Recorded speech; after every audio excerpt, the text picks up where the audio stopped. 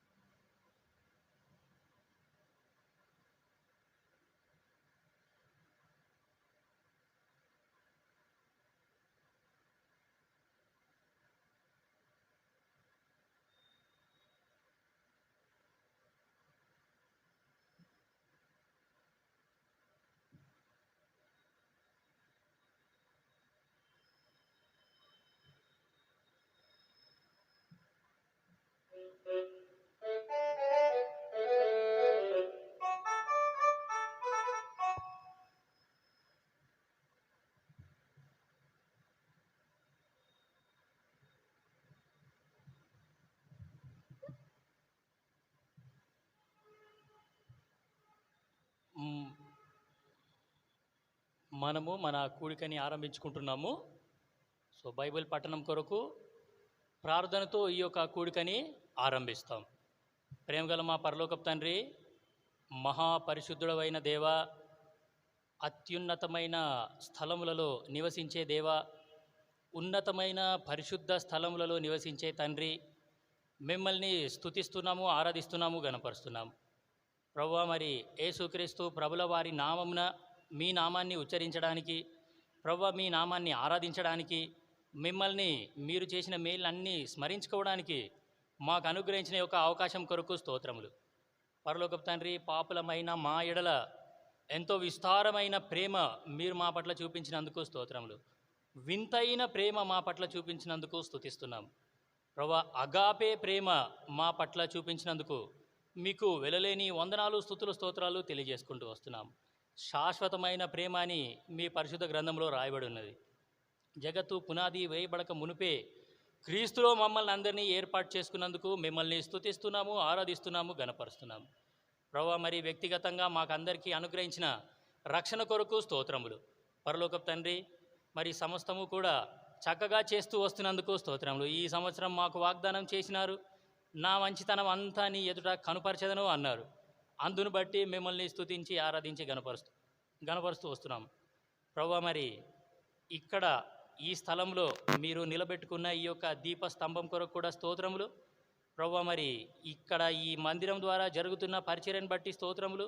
స్థానికంగా ఉన్న సంఘ కాపరిని బట్టి కూడా స్తుతిస్తున్నాము, కుటుంబాన్ని బట్టి కూడా స్తోత్రములు. పరలోకపు తండ్రి, ఈ యొక్క పరిచర్యని మీరు ఈ విధంగా అద్భుతంగా దీవిస్తున్నారు, విస్తరింపజేస్తున్నారు. అందును బట్టి కూడా స్తోత్రములు. ఈ స్థలం నుండి మరి జీవజల నదులు ప్రవహించే ఆ యొక్క భాగ్యాన్ని అనుగ్రహించినందుకు కూడా స్తోత్రములు. పరలోకపు తండ్రి, మరి చేసిన మేళ్ళన్నిటికై కూడా స్తుతిస్తున్నాం. ప్రభువా, మరి ఈరోజు దినమంతా కూడా మా యొక్క వ్యక్తిగత పనులలో, స్కూళ్ళలోనేమి, కాలేజీలలోనేమి, ఆఫీసులలోనేమి, వ్యక్తిగత వ్యాపారంలోనేమి, మా చేతి పనులన్నింటిలో మీరు తోడుగా ఉన్నందుకు మిమ్మల్ని స్తుతిస్తున్నాం, ఆరాధిస్తున్నాం, గణపరుస్తున్నాం. ప్రతి కీడు అపాయం నుండి తప్పించినారు, క్షేమంగా సురక్షితంగా మమ్మల్ని ఉంచినందుకు స్తోత్రములు. పరలోకపు తండ్రి, మరి దౌర్భాగ్యునైన నన్ను కూడా క్షేమంగా మీ ప్రజల మధ్యలోకి నడిపించినందుకు, క్షేమదాయకమైన ప్రయాణం అనుగ్రహించినందుకు కూడా స్తోత్రములు. సురక్షితంగా మీ ఇంటికి తీసుకొని వచ్చినందుకు స్తోత్రములు. ప్రభువా, మరి మీ యొక్క ప్రజల క్షేమం కొరకు పరిచర్య జరిగేలాగిన సహాయం చేస్తురండి. మా మధ్యలోకి మీరు దిగిరండి, మా మధ్యలో మీరు సంచరించండి. ప్రభువా, మరి మీ మహిమ చేత ఈ స్థలాన్ని నింపవలసిందిగా కోరుతూ వస్తున్నాం. పరలోకపు తండ్రి మమ్మల్ని అందరినీ కూడా ప్రభు మరి మీ యొక్క అధికారం కిందికి మేము తెచ్చుకుంటూ వస్తున్నాం. పరలోకపు తండ్రి మా మధ్యలో మీరే మహిమ పొందవలసిందిగా కోరుతూ వస్తున్నాం. మా మధ్యలో మిమ్మల్ని మేము హెచ్చిస్తున్నాం. పరలోకపు తండ్రి ఇక్కడ జరగబోయే ఈ యొక్క కూడిక కూడా మీ మహిమ నిమిత్తమై సంఘ క్షేమం కొరకు జరిగేలాగున సహాయం చేస్తూ రావాల్సిందిగా కోరుతూ వస్తున్నాం. వచ్చిన మీ ప్రియులందరినీ బట్టి స్తోత్రములు. ఇంకా ఎవరైతే మార్గంలో ఉన్నారో వాళ్ళందరినీ మీరు త్వరపెట్టి తీసుకొని వస్తారని నమ్మి స్తుతిస్తూ వస్తున్నాం. పరలోకపు తండ్రి మరి మీ ఇంట్లో పనిచేసిన వాళ్ళందరినీ బట్టి కూడా స్తోత్రములు. సిద్ధపాటు పనులన్నింటిలో చేసిన సహాయం అంతటికై మిమ్మల్ని స్తుతిస్తున్నాం, ఆరాధిస్తున్నాం. పనిచేసిన వాళ్ళ యొక్క ప్రతిఫలాన్ని వాళ్ళకు అనుగ్రహించవలసిందిగా కోరుతూ వస్తున్నాం. క్రీస్తునందు మీ ప్రయాసం వ్యర్థం కాదు అనే వాగ్దానం నెరవేర్చవలసిందిగా కోరుతూ వస్తున్నాం. పరలోకపు తండ్రి ఈ యొక్క కూడికని మేము ప్రార్థనతో ఆరంభిస్తున్నాం. మీరు లేకుండా మేమేమీ చేయలేమని యథార్థంగా ఒప్పుకొంచు వస్తున్నాం. పరలోకపు తండ్రి అంధకార చీకటి శక్తులన్నింటినీ విశ్వాసంతో మేము యేసు నామమున గద్దిస్తున్నాము, బంధిస్తున్నాం. ప్రభువా ఈ యొక్క కరెంటుని మైక్ని ప్రభువా మీ ఆధీనంలో ఉంచుకోవాల్సిందిగా కోరుతూ వస్తున్నాం. కనిపించి కనపడని అంధకార చీకటి శక్తులన్నింటినీ మేము విశ్వాసంతో యేసునామమున గద్దిస్తున్నాం, బంధిస్తున్నాం. యేసుక్రీస్తు ప్రభుల వారి నిత్య నిబంధన రక్త ప్రోక్షణ కిందికి మమ్మల్ని ఈ స్థలాన్ని తెచ్చుకుంటున్నాం. పరలోకపు తండ్రి సహాయం చేస్తారని నమ్మి స్తుతిస్తున్నాం. పాడే పాటల విషయంలో, వాక్య ధ్యానం విషయంలో కూడా సహాయం చేయండి. మీ ప్రజల యొక్క గమనం మీ వాక్యం పైన ఉండేలాగున సహాయం చేస్తురండి. చెంచల తలంపులన్నిటి నుండి ప్రభువా మరి మమ్మల్ని తొలగించండి. మా హృదయాన్ని తెరవండి, మా మనోనేత్రాలు వెలిగింపజేయవలసిందిగా కోరుతూ, మా హృదయాలు మీపైన స్థిరపడేలాగున సహాయం చేయవలసిందిగా కోరుతూ, మీరు లేకుండా మేమేం చేయలేమని యథార్థంగా ఒప్పుకొంచు మహిమ ఘనత స్తుతి ప్రభావములు మీకే ఆరోపించుకుంటూ యేసుక్రీస్తు ప్రభుల వారి నామమున స్తుతించి ప్రార్థించి అడిగి వేడుకొంచున్నాము తండ్రి. ఆమేన్.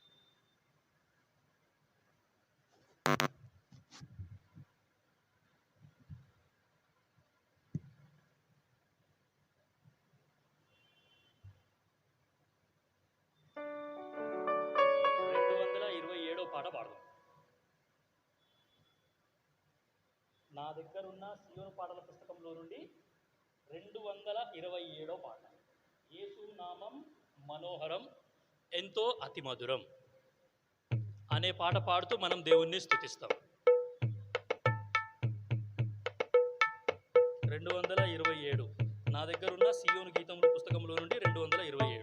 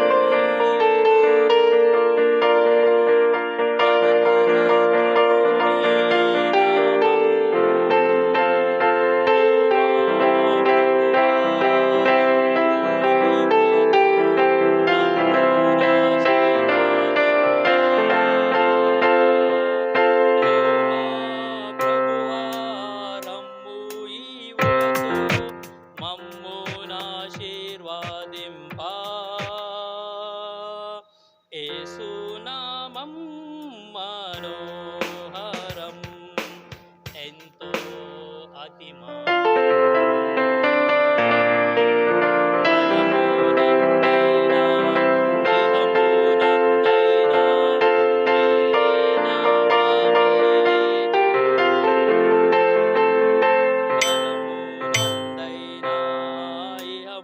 నందైనా వేరే నామమే లేదు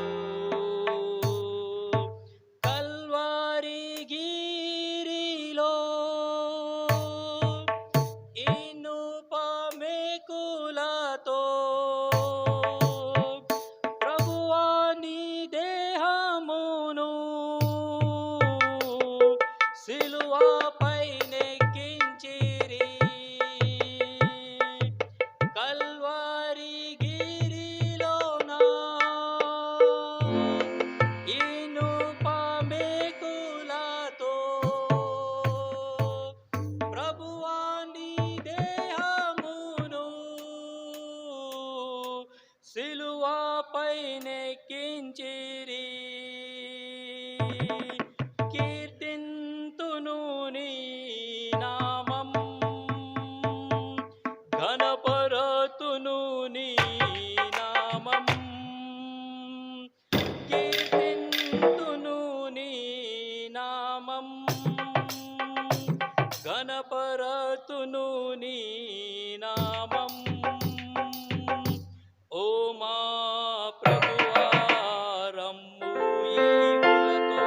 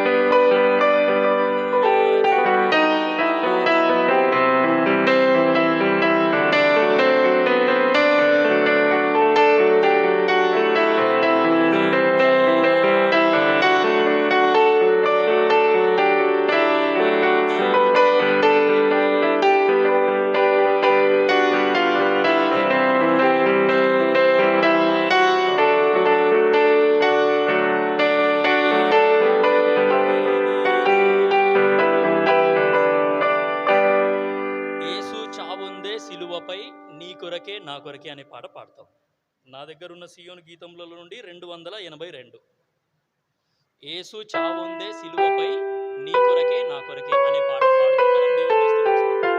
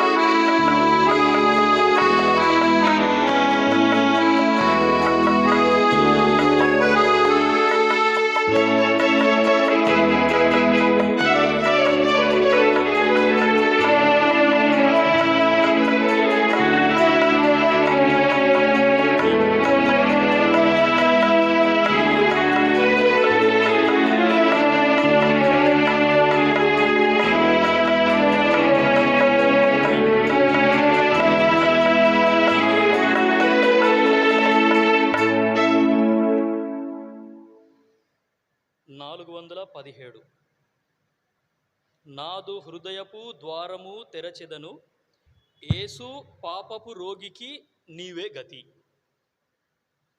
నా దగ్గరున్న సియోను గీతములలో నుండి 417వ పాట పాడతాం. సువార్త ఒప్పుకోలు అనే దాంట్లో ఫస్ట్ పాట.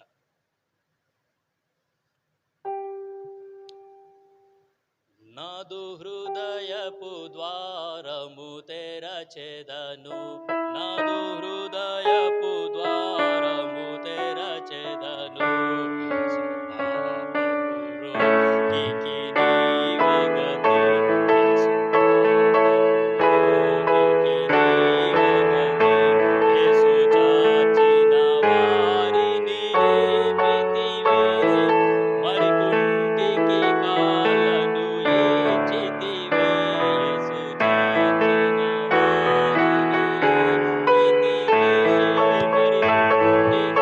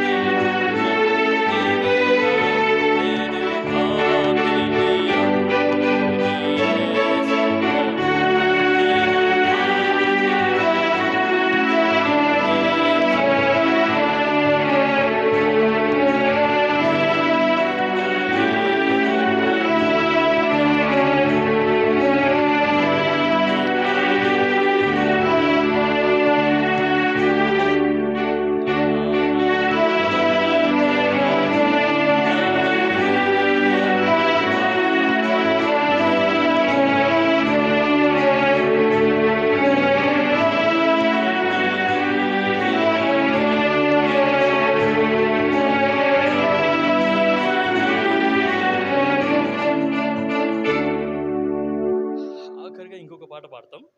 సోదరులారా లెండి రాకడ గుర్తులు చూడండి 299. సోదరులారా లెండి రాకడ గుర్తులు చూడండి. మొదటి రెండు ఆఖరిది వాడదాం. మొదటి రెండు చరణాలు ఆఖరి చరణం మాత్రం పాడతాం. సోదరులారా లెండి రాకడ గుర్తులు చూడండి అనే పాట పాడతాం.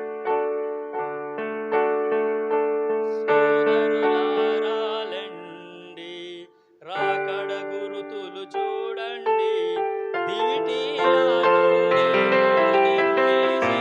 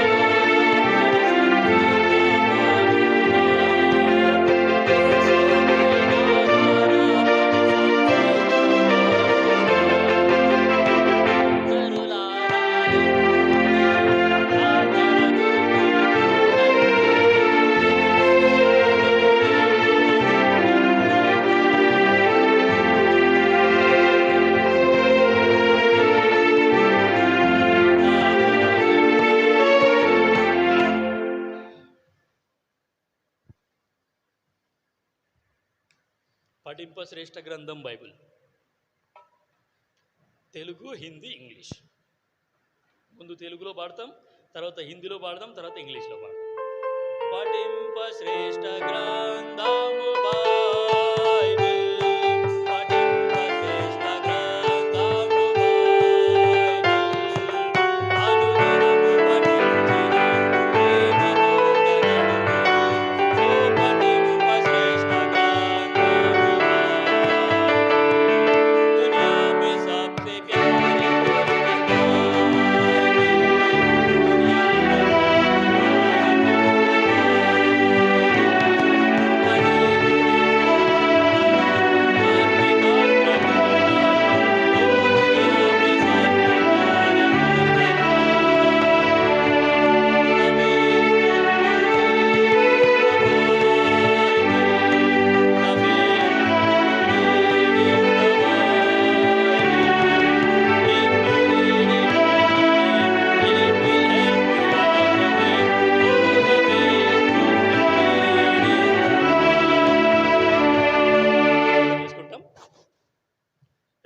పరలోకపు తండ్రి యేసుక్రీస్తు ప్రభుల వారి నామమున మాకు అనుగ్రహించిన ఈ యొక్క శ్రేష్టమైన ధన్యకరమైన సమయం కొరకు స్తోత్రములు.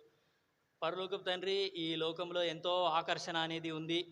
అయినప్పటికీ కొద్ది మంది ప్రజలని మీ ఇంటికి తీసుకొని వచ్చినారు, స్తోత్రములు. ప్రభు, మరి మీ బల్ల మీద నుండి పడే రొట్టె ముక్కలను ఏరుకోవడానికి మేము వచ్చినాం. పరలోకపు తండ్రి, మరి నాయన మీరు ఇస్తేనే కానీ మేమేమీ పొందుకోలేం.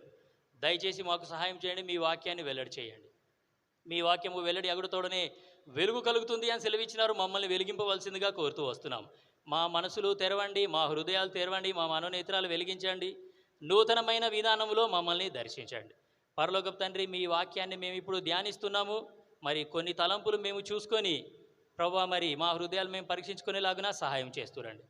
వచ్చిన మీ ప్రియులందరినీ బట్టి స్తోత్రములు. మా గమనం కేవలం మీపై ఉండేలాగున సహాయం చేయవలసిందిగా కోరుతూ వస్తున్నాం. ప్రభా, మరి దౌర్భాగ్యునైన నా పట్ల కూడా లూకాసు వార్త 12వ అధ్యాయము 12వ వచనం, నిర్గమకాండము 4:12 సహాయం చేయవలసిందిగా కోరుతూ, అంధకార చీకటి శక్తులన్నింటినీ మేము విశ్వాసంతో యేసు నామమున గద్దిస్తూ బంధిస్తూ ప్రభా, మేము గడపబోయే ఈ సమయాన్ని మా కొరకు దీవెనకరంగా ఆశీర్వాదకరంగా చేయవలసిందిగా కోరుతూ, యేసుక్రీస్తు ప్రభుల వారి నామమున ఎవరు కూడా ఇక్కడ నుండి ఖాళీగా వెళ్లకుండా సహాయం చేయవలసిందిగా కోరుతూ యేసు నామమున ప్రార్థించాడు వేడుకొంచున్నాం తండ్రి. ఆమేన్.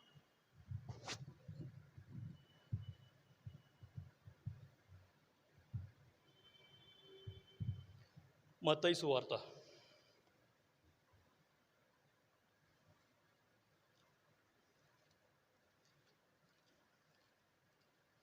25వ అధ్యాయము. మత్తయి సువార్త 25వ అధ్యాయము మొదటి నుండి కొన్ని వచనాలు మనం చదువుకుంటాం. బైబిల్ స్టడీ కొరకు మత్తయి సువార్త 25వ అధ్యాయము మొదటి నుండి కొన్ని వచనాలు మనం చదువుతాం. ఒకటి నేను, ఒకటి మీరు చదవండి. మొదటి నుండి 13 వచనాలు మనం చదువుతాం. పరలోక రాజ్యము తమ దివిటీలు పట్టుకొని పెండ్లి కుమారుని ఎదుర్కొనుటకు బయలుదేరిన 10 మంది కన్యకలను పోలియున్నది. బుద్ధి లేనివారు తమ దివిటీలు పట్టుకొని తమతో కూడా నూనె తీసుకొని పోలేదు.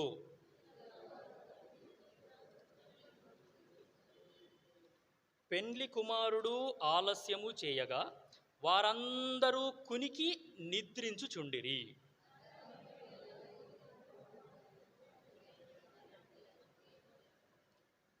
అప్పుడు ఆ కన్యకలందరూ లేచి తమ దివిటీలను చక్కపరచిరి గాని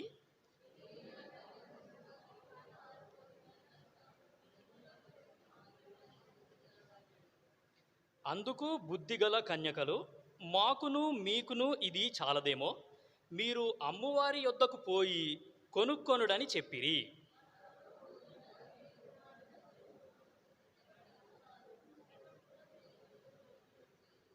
అంతటా తలుపు వేయబడెను.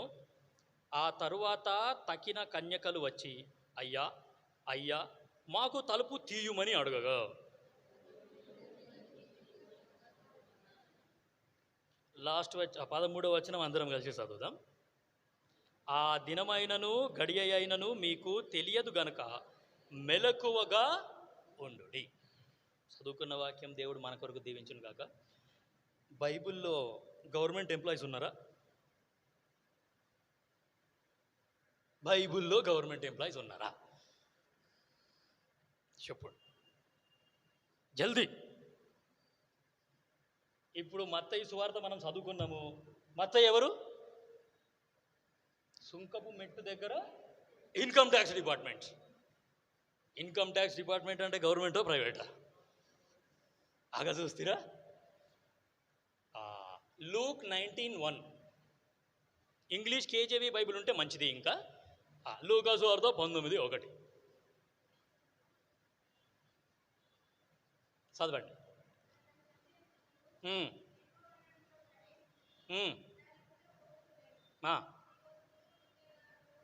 సుంకపు గుత్తాదారుడు ధనవంతుడు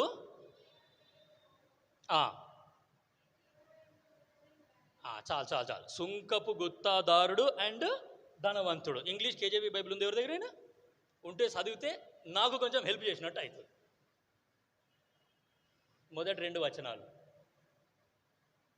సరే మంచిది. ఇంగ్లీష్ బైబిల్లో ఏముంటుందంటే chief tax collector, he is the chief of tax collectors అనే మాట ఉంటుంది.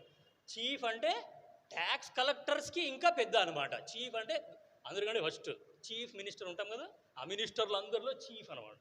సో 19:1 జక్కయ్య government employee, central government employee.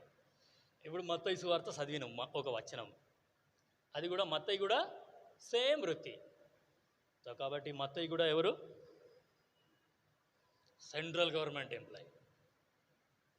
So central government employee రాసిన మాటలని మనం ఇప్పుడు చదువుతున్నాము. సో చదువుకున్న వాక్యము దేవుడు మన కొరకు దీవించుగా. ఇంకా గవర్నమెంట్ ఎంప్లాయీస్ చాలామంది ఉన్నారు, నేను ఇద్దరినే చెప్పిన. నేను మాత్రం గవర్నమెంట్ ఎంప్లాయీని కాదు, మీరేం కంగారు పడద్దు సరేనా. శంషాబాద్ ఎయిర్పోర్ట్కి నుంచి వచ్చిన, నేను ఇప్పుడు శంషాబాద్ ఎయిర్పోర్ట్లో పనిచేస్తున్నా కానీ బస్సులో వచ్చిన. 25వ అధ్యాయము మత్తయి సువార్త, మొదటి వచనం. పరలోక రాజ్యము తమ దివిటీలు పట్టుకొని పెండ్లి కుమారుని ఎదుర్కొనుటకు బయలుదేరిన 10 మంది కన్యకలను పోలి ఉన్నది. దయచేసి గమనించండి, ఈ యొక్క అధ్యాయం స్టార్ట్ అవ్వడమే పరలోక రాజ్యంతో స్టార్ట్ అవుతున్నది. పరలోక రాజ్యానికి సంబంధించి 3 మాటలు ఇప్పుడు మనం చూస్తాం. ఆ 3 మాటలు దయచేసి జాగ్రత్తగా వినవలసిందిగా యేసునామమున మనవి చేస్తున్నాం. యోహాను సువార్త 3వ అధ్యాయము 3వ వచనం.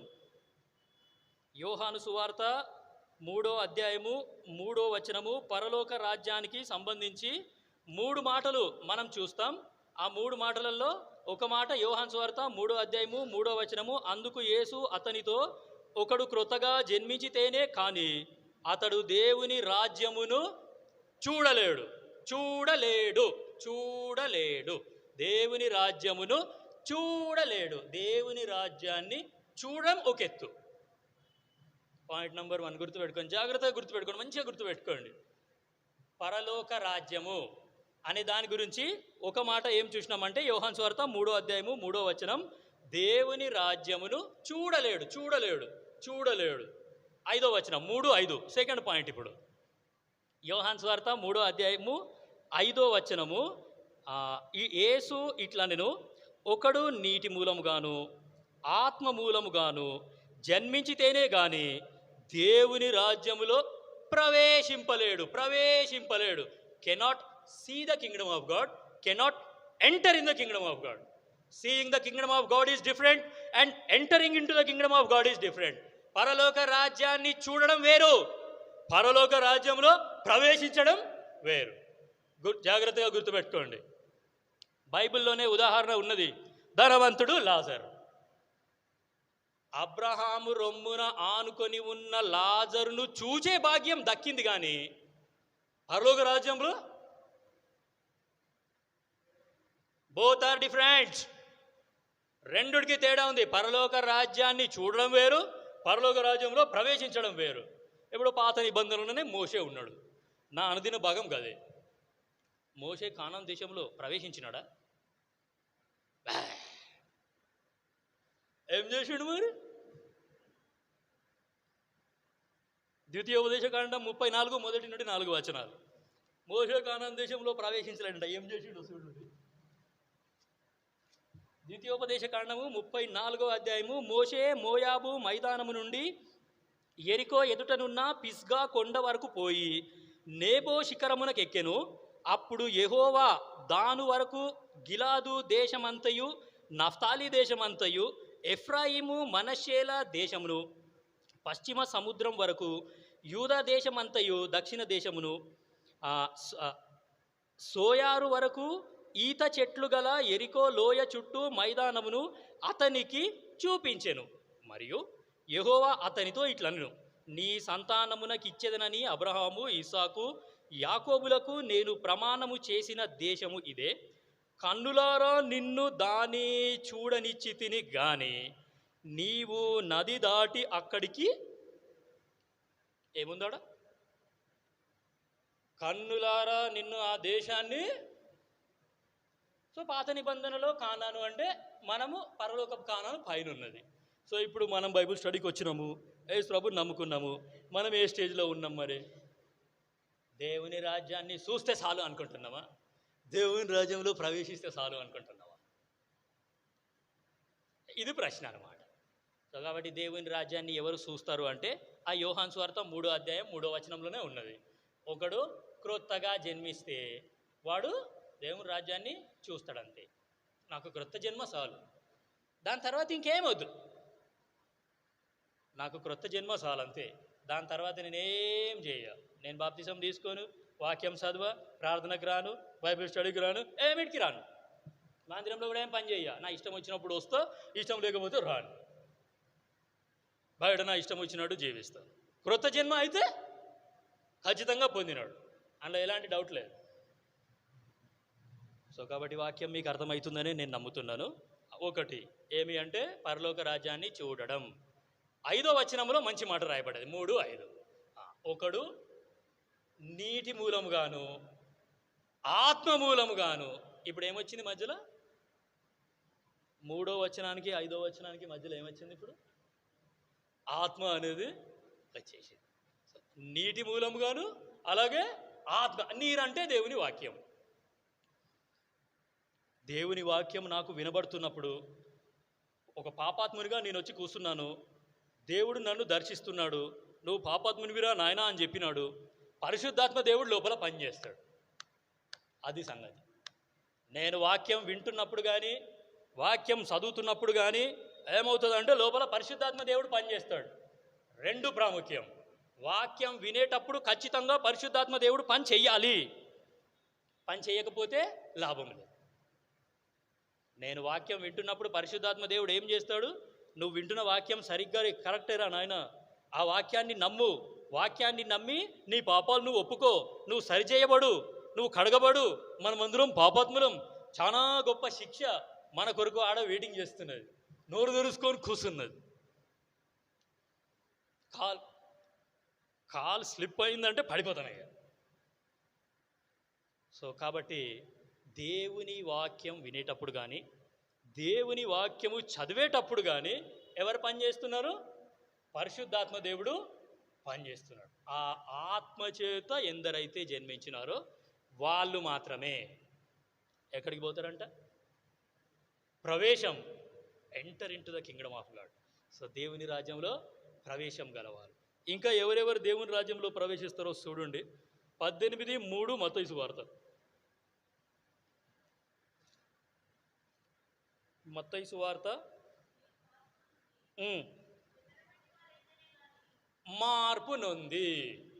ఇది చాలా ప్రాముఖ్యం. మార్పు నొంది. బిడ్డల వంటి వారైతేనే కానీ ప్రవేశించలేరు.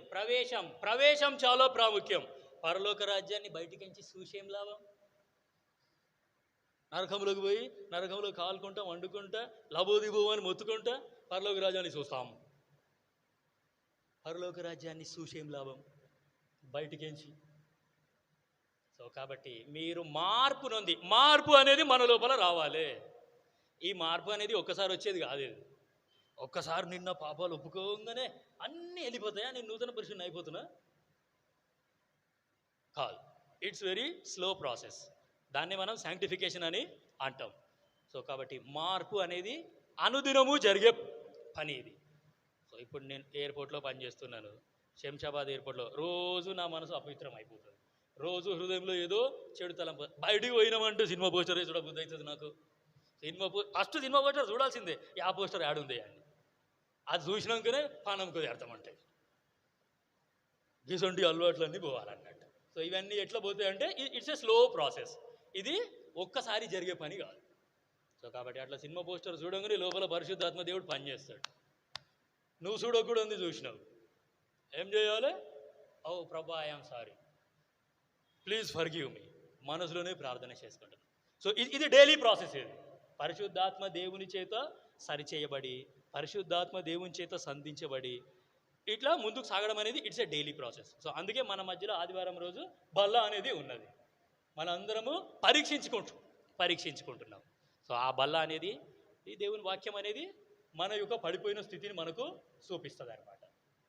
సో కాబట్టి యేసుక్రీస్తు ప్రభుల వారి నామమున మరి హెచ్చరిక చేసేది ఏంటంటే, సో మరి నేను మారుమనసు పొందినాను, నాకు సరిపోతుంది, నాకు ఇంకా దాని తప్ప ఇంకా ఏమొద్దు, నాకు ఈ లోకమే మంచిగా ఉన్నది, ఈ లోకమే కమ్మగా ఉన్నది, ఈ లోకంలోనే నేను ఉంటా అని అంటే మరి మీ ఇష్టం. మరి ఇప్పుడు ఒక వచనం చదువుదాం. యోబు 10వ అధ్యాయము 20వ వచనం. అధ్యాయము 20వ వచనం నుండి 21, 22 నేను చదువుతున్నాను. దయచేసి జాగ్రత్తగా వినండి. అక్కడ నరకానికి కొన్ని పేర్లు పెట్టినారు. దేశము దేశము దేశము దేశము దేశము అని 5 సార్లు వచ్చింది ఆడ. నరకానికి ఉన్న పేర్లలో 5 పేర్లు అక్కడ ఉన్నాయి. నరకానికి 5 దేశం దేశం దేశం అనే మాట ఆడ 5 సార్లు వచ్చింది. యోబు 10వ అధ్యాయము 20వ వచనం, నా దినములు కొంచెమే కదా, తిరిగి వెలుపలికి రాజాలని దేశమునకు. నరకం అనే స్థలం అనేది ఎలాంటిదంటే తిరిగి వెలుపలికి రాలేవో. నువ్వు ఒక్కసారి అందులోకి పోయినావంటే నేను తీసేటోడు ఇవ్వట్లేడు. ఇక జాగ్రత్త. తిరిగి వెలుపలికి రాజాలని దేశం. అంధకారము మరణాంధకారము గల దేశం. అంధకారము మరణాంధకారం. ఆ లోపలికి పోతుంటే ఇంకా అంధకారమే ఉన్నదంట. మంటలు మండుతూనే ఉన్నాయి కానీ అంధకారం ఉన్నది. ఏం రాబాయ్, నాకే అర్థమవుతలేదు. కరెంటు పోతే చిన్న దీపం ముట్టించుకుంటే మనకు వెలుగు వస్తుంది. గడ మంటలు మండుతూనే ఉన్నాయంట, ఇంకా అంధకారమే ఉన్నదంట. గిదేమది వింతగా ఉన్నది. జాగ్రత్త. ఎలాంటి స్థలానికి పోతున్నావో గుర్తుపెట్టుకో. అంధకారము మరణాంధకారం గల దేశమునకు, కటిక చీకటి అయి గాఢాంధకారమయమైన దేశమునకు. కటిక చీకటి, కళ్ళు తెరిచే ఉంటాయి, నీకేం కనబడదు, ఎవరు కనబడరు, అంత చీకటి, ఎవరిని గుర్తుపట్టలేవు. అయ్యో నేను ఇక్కడికి ఎందుకు వచ్చిన. దాని తర్వాత గదే ఉన్నది, భ్రమ పుట్టించు దేశం. చూడండి, భ్రమ పుట్టించు మరణాంధకార దేశం. భ్రమ. అయ్యో నేను వీడికి ఎట్లొచ్చిన, ఎందుకు వచ్చిన, ఇది ఏంది, ఇదంతా నాకేం అర్థమవుతలేదు. గీడ నేను వీడికి ఎట్లొచ్చినానో నాకు అర్థమవుతలేదు. ఎవరు దొరికొచ్చిండ్రా నన్ను వీడికి. భ్రమ. భ్రమ పుట్టించు మరణాంధకార దేశం, వెలుగే చీకటిగా గల దేశమునకు. వెలుగే చీకటిగా గల దేశము. దేశం అనే మాట 5 సార్లు వచ్చింది ఆవిడ. 5 పేర్లు ఉన్నాయి నరకానికి, ఇంకా చాలా పేర్లు ఉన్నాయి. గుర్తుపెట్టుకోండి. ఎంతో గొప్ప ప్రమాదంలో మీరంతా ఉన్నారనే సంగతి గుర్తుపెట్టుకోండి. ఎవరైనా ఇంకా హృదయాన్ని కఠినపరుచుకుంటే, నాకు యేసుప్రభు వద్దు, నాకు ఈ వాక్యం వద్దు, ఎవరు వద్దు, నేను నా ఇష్టం వచ్చినట్టు జీవిస్తా అని అనుకుంటే మాత్రం నీ ఇష్టం. సో కాబట్టి నీ ఆత్మ నీ చేతిలోనే ఉంది. నీ ఆత్మను కాపాడుకునే బాధ్యత కూడా నీదే. మేము జస్ట్ చెప్తాము, ప్రార్థన చేస్తాం, వదిలేస్తాం. దాని తర్వాత నీ ఇష్టం. ఇక ఇంకొక వచనం చూడండి, మత్తయి సువార్త 7:21. మత్తయి సువార్త 7:21. ప్రభువా ప్రభువా అని నన్ను పిలుచు ప్రతివాడును పరలోక రాజ్యంలో ప్రవేశింపడు గాని పరలోకమందున్న నా తండ్రి చిత్త ప్రకారము చేయువాడే. చూస్తీరా, ఫస్ట్ ఏం చూసినాం, మార్పు నొంది బిడ్డల వంటి వారైతే మనం అడిగిపోతామంట, పరలోక రాజ్యంలో ప్రవేశిస్తామంట. ఇప్పుడు గీడ మంచి మాట ఉన్నది కదా, ఈ మాట నాకు చాలా ఇష్టం. సో కాబట్టి ఏం చేయాలంట, ప్రభువా ప్రభువా ప్రభువా ప్రభువా ప్రభువా ప్రభువా, స్తోత్రం స్తోత్రం స్తోత్రం, హల్లెలూయా హల్లెలూయా హల్లెలూయా, స్తుతి స్తుతి స్తుతి స్తుతి, ఆరాధన ఆరాధన ఆరాధన ఆరాధన అని పిలిచే ప్రతి వాడు కూడా పరలోక రాజ్యానికి పోడు. నువ్వు చేస్తున్నది దేవుని చిత్తమో కాదో చూసుకోబోయ్. ఎందుకట్లా ప్రభువా ప్రభువా హల్లెలూయా హల్లెలూయా, స్తోత్రం స్తోత్రం, మహిమ మహిమ, పరిశుద్ధాత్మ పరిశుద్ధాత్మ అని అంటున్నావు. నువ్వు అనేది దేవుని చిత్తమేనా కాదా? పరలోకమందు ఉన్న నా తండ్రి చిత్తం చొప్పున చేయువాడే అందులో ప్రవేశిస్తాడు. నీ సొంత ఇష్టానుసారంగా, నీ సొంత చిత్తానుసారంగా చేస్తే పోతావు నీ సొంత చిత్తాన్ని దగ్గరికి. పరలోకమందున్న నా తండ్రి చిత్త ప్రకారం ఎవరైతే చేస్తారో అలాంటి వాళ్ళే పరలోక రాజ్యంలో ప్రవేశిస్తారు. మార్కు సువార్త 10:28.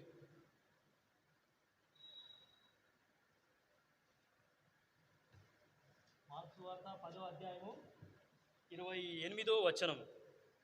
పేతురు, ఇదిగో మేము సమస్తమును విడిచిపెట్టి నిన్ను వెంబడించితిమని ఆయనతో చెప్పసాగెను. అందుకు యేసు ఇట్లనెను, నా నిమిత్తమును, సువార్త నిమిత్తమును, ఇంటినైనను, అన్నదమ్ములనైనను, అక్క చెల్లెండ్రనైనను, తల్లిదండ్రులనైనను, పిల్లలనైనను, భూములనైనను విడిచినవాడు ఇప్పుడు ఇహమందు హింసలతో పాటు. అర్థమైందా మీకు వచనం? నేను యేసుప్రభుని నమ్ముకున్న తర్వాత అన్ని విడిచిపెట్టేసినాక సుఖం వస్తుంది అనుకుంటున్నావు. గడేమున్నది? ఇప్పుడు హింసలతో పాటు ఫస్ట్ హింసలు వస్తాయి. యేసుప్రభుని నమ్ముకున్నాక నీకు ఫస్ట్ వచ్చేది హింసలే. గుర్తుపెట్టుకో. నేను యేసుప్రభు కోసం అన్నీ వదిలేసిన అని అంటే, ఓ ప్రభు నువ్వు నాకు ఎందుకు పెట్టినావు ఇది అని అంటే వాక్యం చదివితే అర్థమవుతుంది. ఇహలోకమందు హింసలతో పాటు. చదవండి. ఇప్పుడు ఇహమందు హింసలతో పాటు నూరంతలుగా ఇండ్లును, అన్నదమ్ములను, అక్క చెల్లెండ్లను, తల్లులను, పిల్లలను, భూములను, రాబోవు లోకమందు నిత్య జీవమును పొందుదునని మీతో నిశ్చయముగా చెప్పుచున్నాను.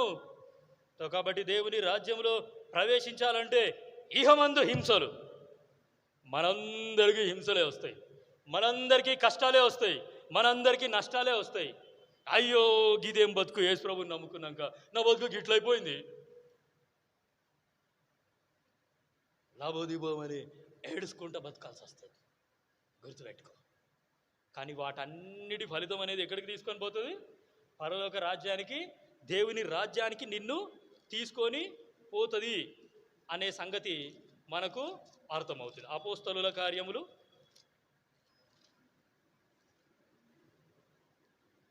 14వ అధ్యాయము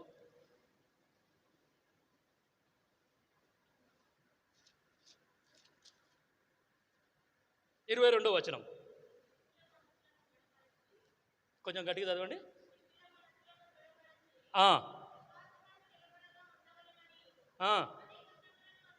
గుర్తుపెట్టుకోండి. అనేక శ్రమలను అనుభవించి దేవుని రాజ్యంలో ప్రవేశించడం అంటే అది నువ్వు అనుకుంటున్నంత ఈజీ కాదు.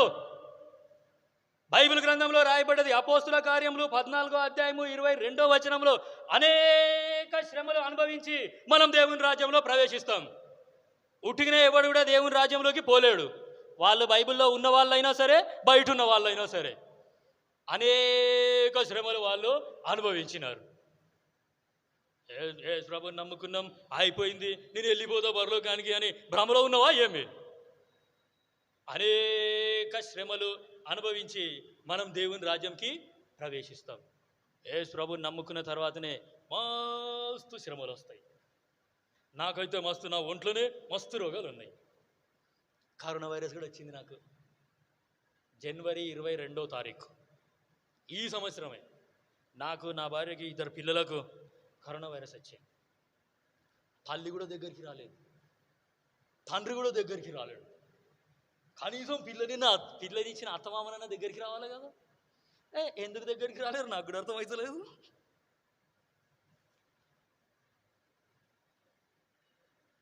You are loving yourself. నిన్ను నువ్వు ప్రేమించుకుంటున్నావు, నీ ప్రాణాన్ని ప్రేమించుకుంటున్నావు. అందుకే నా దగ్గరికి రాలేవు నువ్వు. అర్థమవుతలేదా మీకు? నీ పానం అంటే నీకు చింతున్నది. అరే గాని దగ్గరికి పోతే నా పానం పోతుందేమో, నేను పోలేను మరి. You are loving yourself. గుర్తుపెట్టుకో. తన్ను తాను ప్రేమించనోడు ఎవడైనా ఉన్నాడా అంటే అది యేసుప్రభు ఒక్కడే. తన్ను తాను ప్రేమించుకోలేడు, తన్ను తాను మహిమపరచుకోలేదు, తన్ను తాను తగ్గించుకొని దీనుడిగా ఈ పాపముతో నిండి ఉన్న ఈ లోకానికి వచ్చినాడు. పాపం వలన వచ్చే జీతం మరణం అన్న సంగతి ఆయనకు తెలుసు. తెలిసినా సరే నేను లోకానికి పోతా, నేను కొడతర్రా తంతర్రా అని పరలోకపు తండ్రి ముందే చెప్పినాడు ఆయనకు. అయినా సరే నేను పోతా. నా తండ్రి చిత్తం. సో అనేక శ్రమలు అనుభవించి మనం ఎక్కడికి పోవాలంటే, యేసుప్రభు శ్రమలు అనుభవించలేడా? ఆయన యేసుప్రభు పరలోకానికి పోయినా నరకానికి పోయిండా? ఒట్టుగానే పోయినాడు పరలోకానికి యేసుప్రభు. అందరు చూస్తుండగానే ఆయన పరలోకానికి వెళ్ళిపోయిండంట. ఎంత గొప్ప అద్భుతం కదా. ఒట్టిగా పోలేడు యేసుప్రభు పరలోకానికి. ఎన్నో శ్రమలు అనుభవించి ఆయన పరలోక రాజ్యానికి పోయినాడు. ప్రకటన 7:13.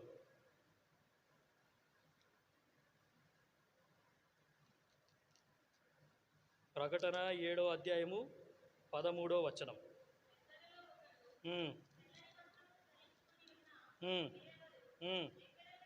ఎక్కడి నుండి వచ్చిరి?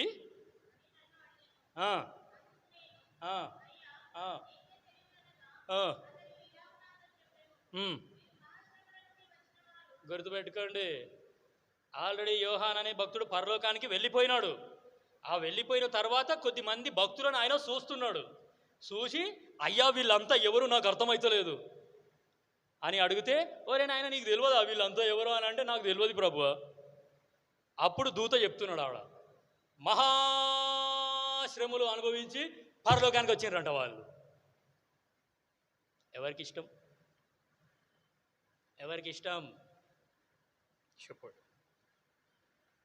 మహాశ్రమలు అనుభవించి యేసుక్రీస్తు ప్రభుల వారి రాజ్యంలోకి ప్రవేశిస్తాం. సో కాబట్టి నేనేమి మిమ్మల్ని డిసప్పాయింట్ చేయకొచ్చిన, మిమ్మల్ని ఎంకరేజే చేస్తున్నా ఇంకా. సో కాబట్టి మన యొక్క శ్రమలు వచ్చినాయి అంటే ఏమి అంటే నిరుత్సాహపడాల్సింది ఏమి లేదు. యేసుప్రభుని కొట్టిండ్రు, నన్ను కూడా కొడతారు. యేసుప్రభుకి ఏం చేసిండ్రు, నాకు కూడా గదే చేస్తారు. ఏమున్నది అంతే. సో కాబట్టి రెండు మాటలు మనం పరలోక రాజ్యానికి సంబంధించి చూసినాము. ఒకటి పరలోక రాజ్యాన్ని చూడడం, దాని తర్వాత పరలోక రాజ్యంలో ప్రవేశించడం. నీటి మూలముగాను ఆత్మ మూలముగాను ఎవరైతే జన్మించినారో అలాంటి వాళ్ళు మాత్రమే పరలోక రాజ్యంలో ప్రవేశిస్తారు. నేను అనుదినము వాక్యం చదువుతున్నప్పుడు దేవుడు నాతో మాట్లాడతాడు, నువ్వు సరి చేసుకో అంటాడు. సో అట్లా సరి చేసుకున్నప్పుడు మనం ఏం చేస్తామంటే ఆత్మచేత సంధింపబడి ఆ యొక్క ఆత్మానుసారంగా నడుచుకుంటూ పోతే మనం పరలోక రాజ్యంలో ప్రవేశిస్తాం అన్నమాట. మూడోది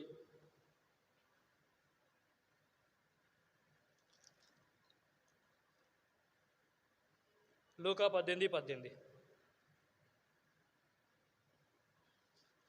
లూకా సువార్త 18వ అధ్యాయము 18వ వచనం.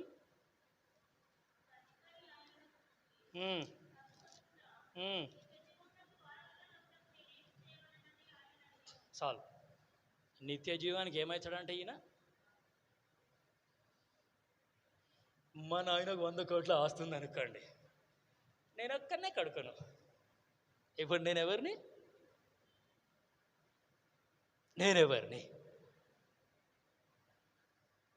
ఓ నిత్య జీవం వానికి పుకటికే కావాలనంట. నేను వారసుని అయిపోతా నిత్య జీవానికి అంటున్నాడు. నిత్య జీవము ఈజ్ ఫ్రీ, వారసత్వంగా వచ్చేది అది. ఇంగ్లీష్ బైబుల్లో what I should do to inherit the kingdom of God. Inherit అంటే స్వతంత్రించుకోవడం, వారసత్వంగా నాకు వచ్చేయాలి అది. 3 విషయాలు మనం చూసినాం. పరలోక రాజ్యాన్ని చూడడం ఒక ఎత్తు, పరలోక రాజ్యంలో ప్రవేశించడం ఒక ఎత్తు, పరలోక రాజ్యాన్ని స్వతంత్రించుకోవడం, దానికి నేనే వారసుని, నేనే హక్కుదారుణ్ణి, నా తండ్రి యొక్క ఆస్తి అది. సో యేసుక్రీస్తు ఇన్ని గణం శ్రమలు అనుభవించి మనం పరలోక రాజ్యానికి పోతే యేసుప్రభు ఏమంటాడు? నా ఆస్తికర్తలారా వెల్కమ్, ఈ రాజ్యం మీదే, మీ కొరకే సిద్ధపరచబడిన రాజ్యం ఇది. కాబట్టి వెల్కమ్ అని యేసుప్రభు వెల్కమ్ పలుకుతాడు. సో నాకు 2 కుమారులు ఉన్నారు. నా పెద్ద బాబుకి నేను ఒక ప్రార్థన నేర్పించిన. ఏమి అంటే, ఎవరు నీకు ఏది ఇచ్చినా సరే నువ్వు థ్యాంక్ యూ జీసస్ అని తినాలి. చాక్లెట్ ఇచ్చినా, బిస్కెట్ ఇచ్చినా, ఇంకా ఏది ఇచ్చినా సరే నువ్వు థ్యాంక్ యూ జీసస్ అని తీసుకోవాలి, దాన్ని తినాలి. వాడు నాకు అడిగిన ప్రశ్న ఏంటంటే, నేను జీసస్కి థ్యాంక్ యూ చెప్తే జీసస్ ఏం చెప్తాడు? నేను జీసస్కి థ్యాంక్ యూ చెప్తా సరే, నేను జీసస్కు థ్యాంక్ యూ చెప్తే జీసస్ ఏం చెప్తాడు చెప్పు. 6 సంవత్సరాల చిన్న పోరాడు అడిగిన ప్రశ్న, గా ప్రశ్నకు సమాధానం చెప్పకపోతే నేనేం తండ్రిని చెప్పు.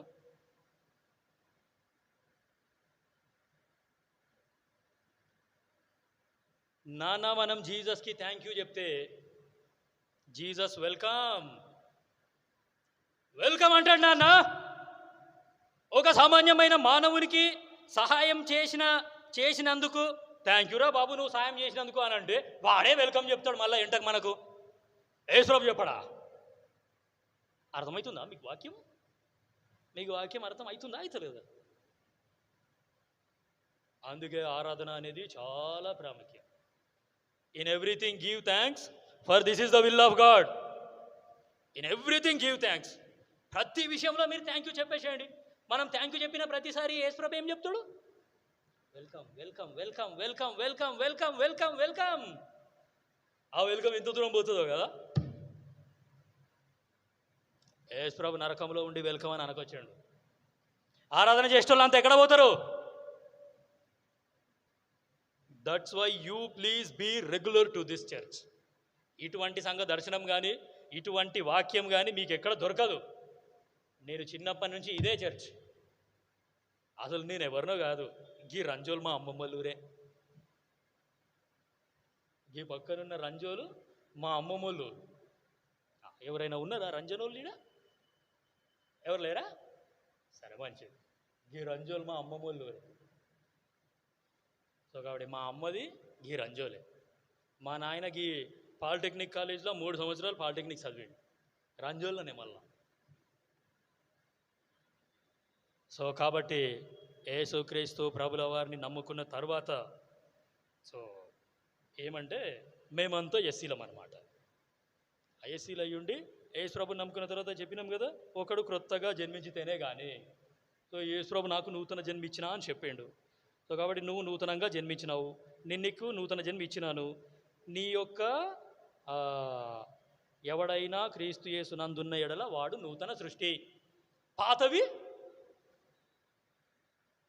ఆ వచనం దేవుడు నాతో మాట్లాడిన తర్వాత ఆ ఎస్సీ సర్టిఫికేట్ నీ చేతులతో చించేసిన నేను. బీసీసీ రోమా 1:7.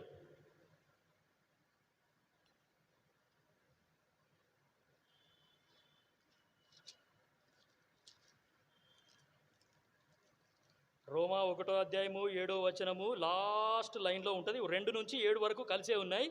మీరును వారిలో ఉన్నవారై యేసుక్రీస్తు వారుగా ఉండుటకు యేసుక్రీస్తు వారుగా ఉండుటకు పిలువబడ్డారు. సో యేసుక్రీస్తు వారుగా ఉండుటకు మనం పిలువబడ్డాం. 73:25 కీర్తన. 73:25 కీర్తన. ఆకాశమందు నీవు తప్ప నాకెవరున్నారు? గుర్తుపెట్టుకోండి, జాగ్రత్తగా గమనించండి, వాక్యం అర్థం చేసుకోనికే ప్రయత్నించండి. నీవు నాకుండగా ఈ లోకంలో ఏది కూడా నాకు అవసరం లేదు. సో కాబట్టి మనం టైం చాలా ఫాస్ట్గా పరిగెత్తుతుంది. మనం వాక్యంలోకి వస్తాం. మత్తయి సువార్త 25:2. వీరిలో 5 బుద్ధి లేనివారు, 5 బుద్ధి గలవారు. ఏ చర్చిలో అయినా సరే 2 రకాల విశ్వాసులు ఉంటారు. ఒకటి బుద్ధి ఉన్న విశ్వాసులు, ఇంకోటి బుద్ధి లేని విశ్వాసులు. ఏ చర్చిలో అయినా సరే, మన చర్చ్ అనే కాదు, అదర్ డినామినేషన్లో ఎక్కడ పోయినా సరే, అదర్ డినామినేషన్లో కూడా బుద్ధి ఉన్న విశ్వాసులు ఉంటారు. వాళ్ళని మీకేం తెలియదురా మేమే పర్ఫెక్ట్ అని అనకూడదు, వాని ఈగో హర్ట్ అవుతుంది. సో ఏ చర్చిలో అయినా సరే 2 రకాల విశ్వాసులు ఉంటారు. ఒకటి బుద్ధి ఉన్న విశ్వాసులు, రెండోది బుద్ధి లేని విశ్వాసులు. 3వ వచనం, బుద్ధి లేని వారు తమ దివిటీలు పట్టుకొని తమతో కూడా నూనె తీసుకొని పోలేదు. బుద్ధి ఉన్న వాళ్ళకి బుద్ధి లేని విశ్వాసులకి తేడా ఏమి అంటే, ఒకటి బుద్ధి లేని వాళ్ళ దగ్గర దివిటీలు ఉన్నాయంట, కానీ ఏం లేదు. బుద్ధి ఉన్న వాళ్ళ దగ్గర దివిటీలు కూడా ఉన్నాయంట, నూనె కూడా ఉన్నదన్నమాట. సో కాబట్టి దేవుని వాక్యాన్ని మనం లౌకికంగా అర్థం చేసుకోవద్దు. దివిటి అంటే అది మనకు దారి చూపిస్తుంది, దారి చూపిస్తుంది. కాబట్టి నీ వాక్యము నా పాదములకు దీపము, నా త్రోవకు. అదివిటి అంటే దేవుని వాక్యం. బుద్ధి ఉన్న విశ్వాసుల దగ్గర ఏముంది? దేవుని వాక్యం ఉంది. బుద్ధి లేని విశ్వాసుల దగ్గర కూడా దేవుని వాక్యం అనేది ఉన్నది.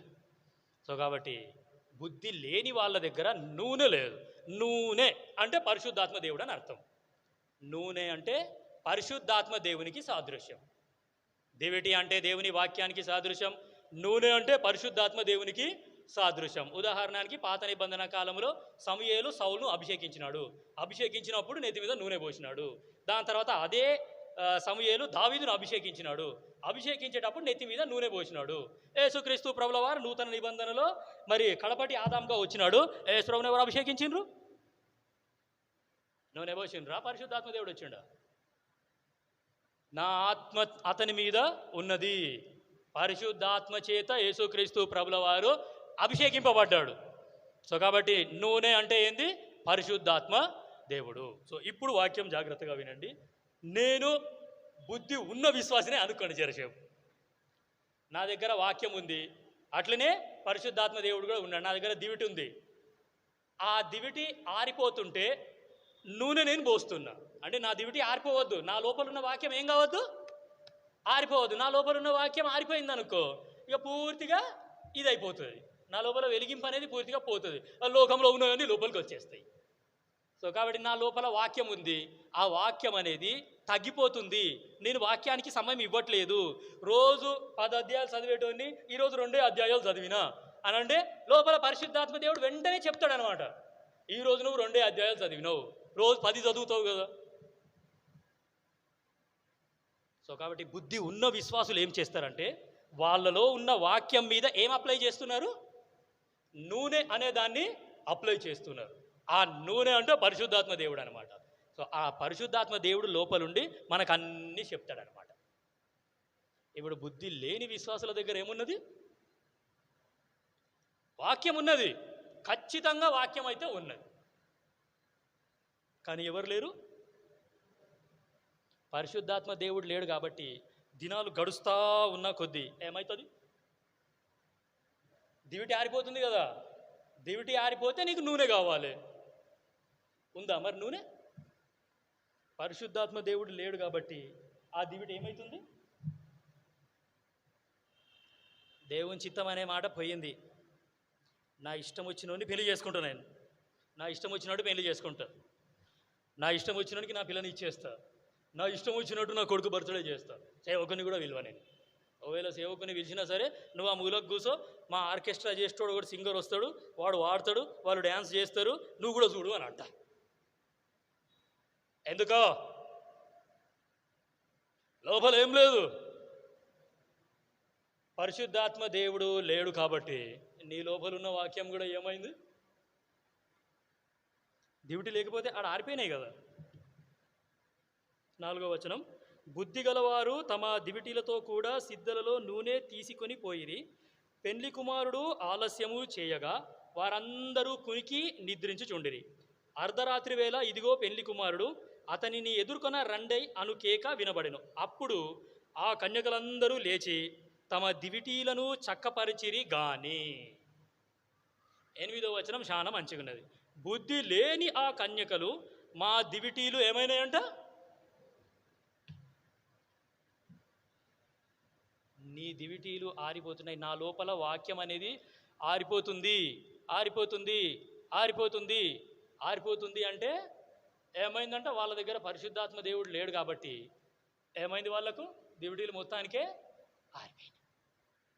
సో పరిశుద్ధాత్మ దేవుడు గనక నా లోపల లేకపోతే ఉన్న వాక్యం కూడా అర్థం కాదు.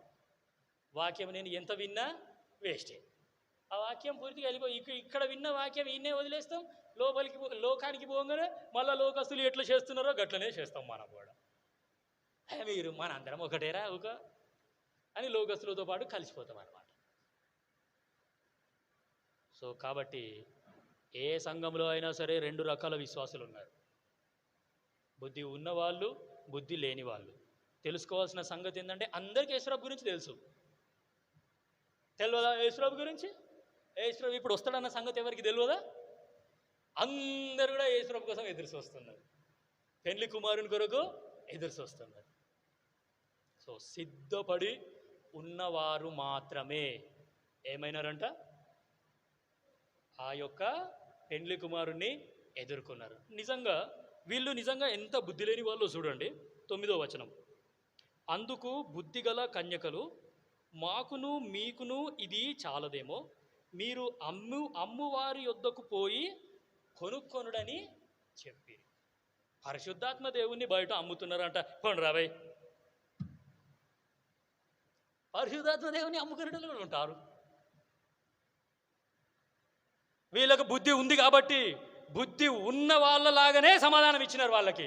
అరే నీ ఆత్మలో కొంచెం నాకు ఇయ్యురా నాయన, ఏమవుతుంది? ఆత్మలో పాలు ఇతరులకు ఇవ్వచ్చా ఇవ్వద్దా? బైబిల్లో ఉన్నారు. నీకు ఉన్న ఆత్మలో 200 ఆత్మ నాకు రావాలి అన్నాడు ఒక ఆయన. అగ చూస్తీరా, నా దగ్గర ఉన్న ఆత్మని నేను లూజ్ చేసుకునే అవకాశం కూడా ఉంది. గుర్తుపెట్టుకోండి. అందుకే బుద్ధి ఉన్న విశ్వాసులు కన్యలు వాళ్ళు ఏం చేసినారు? వాళ్ళు బుద్ధి ఉన్నట్టుగానే సమాధానం చెప్పినారు. మాకు మీకు ఇది సరిపోదు. నా దగ్గర ఉన్న ఆత్మ నీకిస్తే నీకు వెలిగింపు వస్తుంది, నా లోపల ఉన్నమంటే అగ్ని ఏమవుతుంది? అప్పుడు నేనెవరిని అవుతా? అప్పుడు నేను బుద్ధి లేని అవుతా, నువ్వు బుద్ధి ఉన్నాను అవుతావు. గట్ల ఎట్లా అవుతుంది? నిజంగా బుద్ధి ఉన్నవాళ్ళు అరే బయట అమ్మేటోళ్ళ దగ్గరికి పోయి కొనుక్కుంటారా నాయన, బయట అమ్ముతున్నారు పరిశుద్ధాత్మ దేవుణ్ణి అంటే. వీళ్ళకి నిజంగా ఎంత బుద్ధి లేదంటే పరిశుద్ధాత్మ దేవుణ్ణి అమ్ముతున్నారని తెలుసుకోగానే అరే నడు ఉరుకుదాం షాప్ దగ్గరికి. పరిశుద్ధాత్మ దేవుని బయట అమ్మితే కొనుక్కొనికే పోయిన వీళ్ళకి బుద్ధి ఉన్నా? అది ఉందా వీళ్ళకి బుద్ధి అసలు? అట్లా. సో వాక్యం అనేది పూర్తిగా పోయిందనుకో, నువ్వు ఏం చేస్తావో నీకే అర్థం కాదు, ఎక్కడ దిక్కుపోతున్నావో నీకే తెలియదు. నేను ఎందుకు ఇట్లా చేస్తున్నా, ఎందుకు ఈ స్థలానికి వచ్చినా, గిడ కూర్చొని నేనేం చేస్తున్నా? సో వాక్యం అనేది పూర్తిగా పోయింది కాబట్టి ఇక ఎట్లా చెప్తే అట్లా, ఎవరు ఎట్లా చెప్తే అట్లా నడుచుకుంటా వెళ్ళిపోతారన్నమాట. 2 కైండ్ ఆఫ్ బిలీవర్స్. ఏ చర్చిలో అయినా సరే 2 రకాల విశ్వాసులు ఖచ్చితంగా ఉంటారు. సో బుద్ధి ఉన్న విశ్వాసులు, బుద్ధి లేని విశ్వాసులు. నిజంగా బుద్ధి ఉన్న విశ్వాసులు ఎంత మంచిగా వాళ్ళు ఉన్నారంటే 8వ వచనం, బుద్ధి లేని ఆ కన్యకలు మా దివిటీలు ఆరిపోవుచున్నవి గనుక మీ నూనెలో కొంచెము మాకియ్యుడని బుద్ధిగల వారిని అడిగిరి. అందుకు బుద్ధిగల కన్యకలు, మాకును మీకును ఇది చాలదేమో, మీరు అమ్మువారి యొద్దకు పోయి కొనుక్కొనుడని చెప్పిరి. సో కాబట్టి అమ్ముడు కొనుక్కొనుడు, అమ్ముడు కొనుక్కొనుడు, అమ్ముడు కొనుక్కొనుడు, అమ్ముడు కొనుక్కొనుడు, అమ్ముడు కొనుక్కొనుడు. పేటిఎం, ఫోన్పే, గూగుల్ పే, అమ్ముడు కొనుక్కొనుడే ఇదంతా. అమ్ముడు కొనుక్కొనుడులోనే మనం ఉన్నాం ఇప్పుడు. అమ్ముడు కొనుక్కొనుడు జరిగేటప్పుడు ఏమవుతుందంట? ఆ తర్వాత వచనంలో రాయబడ్డది. మనమేమో అమ్ముడు కొనుడు, అమ్ముడు కొనుడు, ఆ ప్లాట్ కొనుక్కోవాలి, ఈ ప్లాట్ కొనుక్కోవాలి, ఈ జాగా కొనుక్కోవాలి, గడు ఇల్లు అమ్ముతున్నారంట పోయి చూచోదాం నడు. అమ్ముడు కొనుక్కొనుడు, అమ్ముడు కొనుక్కొనుడు. వారు కొనబోవుచుండగా, వారు కొనబోవుచుండగా, వారు కొనబోవుచుండగా ఏమైందంట? ఈ అమ్ముడు కొనుక్కోడు కానే వస్తుంది కథంతో. ఇక ఈ అమ్ముడు కొనుక్కోడు కాడికి పోయినామంటే మన దృష్టి మొత్తం డైవర్ట్ అయిపోయింది అనమాట. అక్కడ దిక్కు మన దృష్టి మళ్ళీపోయింది కాబట్టి నువ్వు అదే ఆలోచిస్తావు అనమాట. ఇంకా మిగతాది ఏది నీకు ఆలోచన రాదుగా. ఎట్లయినా సరే దాన్ని సంపాదించుకోవాలి అంతే. దానికోసం వాక్యాన్ని అయినా సరే నేను పక్కన పెట్టేస్తా. అమ్ముడు కొనుక్కోనుడు, అమ్ముడు కొనుక్కోనుడు.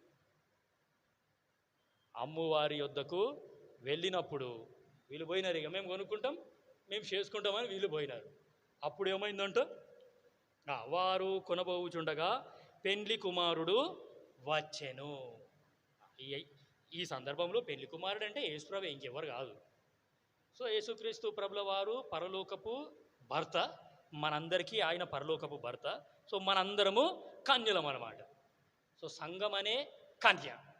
సో సంఘం అనే కన్య కొరకు యేసుక్రీస్తు ప్రభుల వారు ఈ లోకానికి రాబోతున్నాడు. కాబట్టి ఆ పరలోకపు భర్త కొరకే నేను ఎదురు చూస్తున్నా. నా పరలోకపు భర్త ఏది చెప్తే నేను అది వినాలి. మీ స్వపురుషులకు లోబడి ఉండుడి. బైబిల్లో ఉందా లేదా? నా భర్త యేసుక్రీస్తు ప్రభుల వారు, ఆయన మాటకు నేను లోబడి ఉండాలన్నా ఉండద్దా?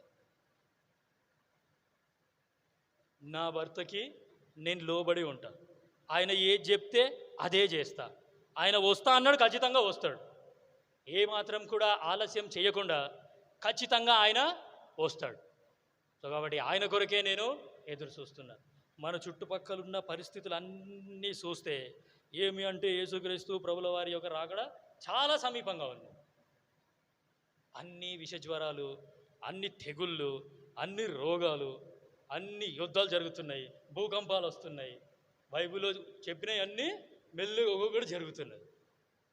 కాబట్టి జరుగుతున్నాయి కాబట్టి నాకైతే మస్తు భయం అవుతుంది. యేసుక్రీస్తు ప్రభుల వారి యొక్క రాకడ అనేది చాలా సమీపంగా ఉన్నది. So are we ready? Are we ready to face the Lord Jesus Christ? నిర్గమకాండము 4వ అధ్యాయము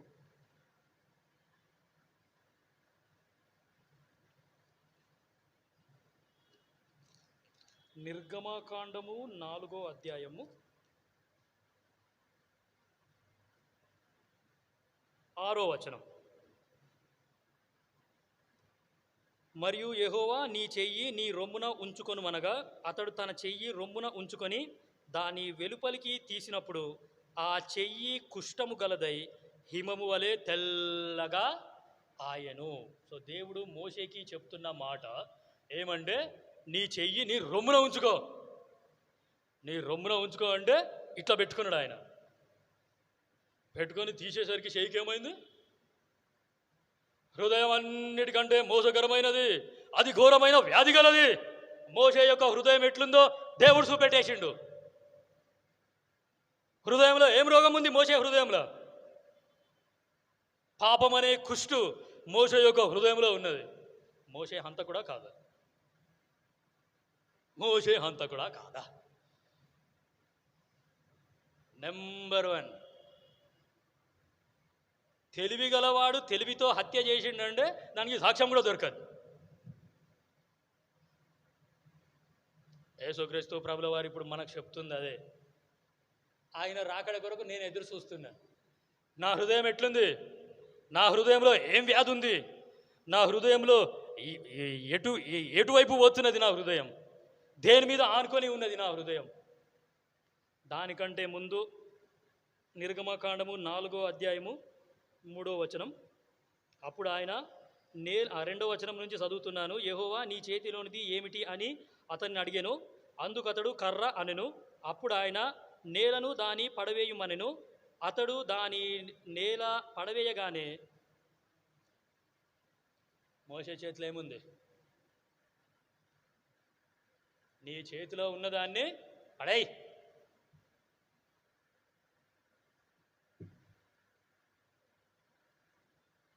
ఈరోజు దేవుడు చెప్తున్న మాట, నీ చేతిలో ఉన్నదాన్ని పడేస్తే ఏమైంది? అది ఆడుంది కదా, పాపం ఉంది నీ చేతిలో. గుర్తుపెట్టుకో, నీ చేతిలో ఏముందో. మోషే చేతిలో పాపం ఉంది. మోషే హృదయం ఎట్లుందంటే అంత పాపం అనే కుష్టుతో నిండిపోయి ఉంది. ఈరోజు నీ హృదయం, నా హృదయం ఎట్లుంది? నీ చేతిలో, నా చేతిలో ఏమున్నాయి? యెషయా 1:15.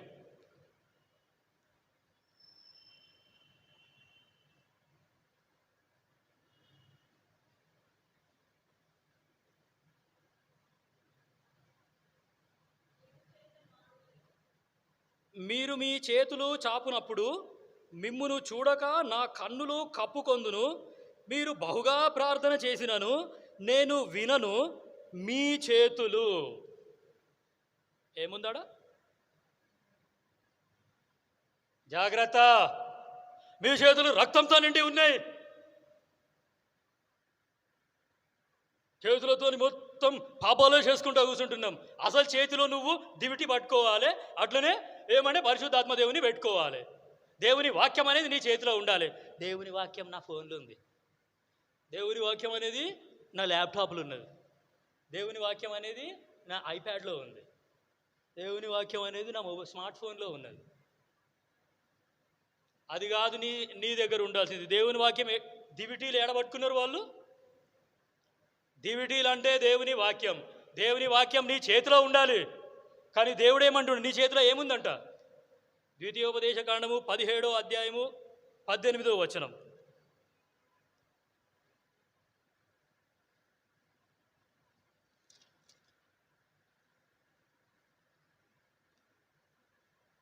ఆ 17వ అధ్యాయము 18వ వచనం. మరియు అతడు రాజ్య సింహాసనమందు ఆసీనుడైన తరువాత లేవీయులైన యాజకుల స్వాధీనములో నున్న గ్రంథమును చూచి ఆ ధర్మశాస్త్రమునకు ఒక ప్రతిని తన కొరకు వ్రాసికొన వలెను. ధర్మశాస్త్ర గ్రంథం నీ కొరకు నువ్వు రాసుకోవాలి. You should have a hard copy of this book. You should not have a soft copy of this book. దాని తర్వాత వచనం మంచిగా ఉన్నది, అది అతని యొద్ద ఉండవలెను. దాని తర్వాత వచనం చదవండి. అది అతని యొద్ద ఉండవలెను. ఈ వాక్యం నీ దగ్గర ఉండాలి, నీ చేతిలో ఉండాలి.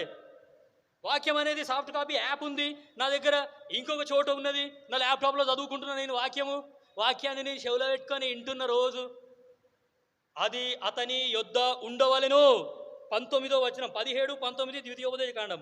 అది అతని యొద్ద ఉండవలెను, తన రాజ్యమందు తానును తన కుమారులను ఇశ్రాయేలు మధ్యను దీర్ఘాయుష్మంతులగుటకై తాను తన సహోదరుల మీద గర్వించి ఈ ధర్మమును విడిచిపెట్టి కుడికి గాని ఎడమకు గాని తాను తొలగక ఉండునట్లు తన దేవుడైన యెహోవాకు భయపడి ఈ ధర్మశాస్త్ర వాక్యములన్నిటినీ ఈ కట్టడలను అనుసరించి నడువ నేర్చుకొనుటకు అతడు తాను బ్రతుకు దినములన్నిటను ఆ గ్రంథమును చదువుచుండవలెను.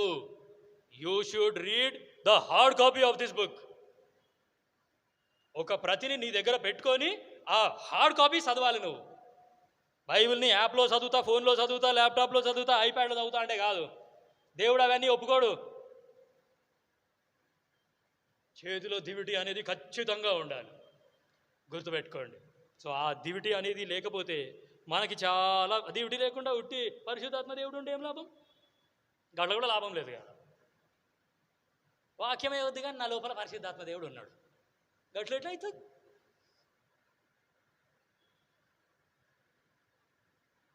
సో కాబట్టి అది అతని యొద్ద ఉండవలెను.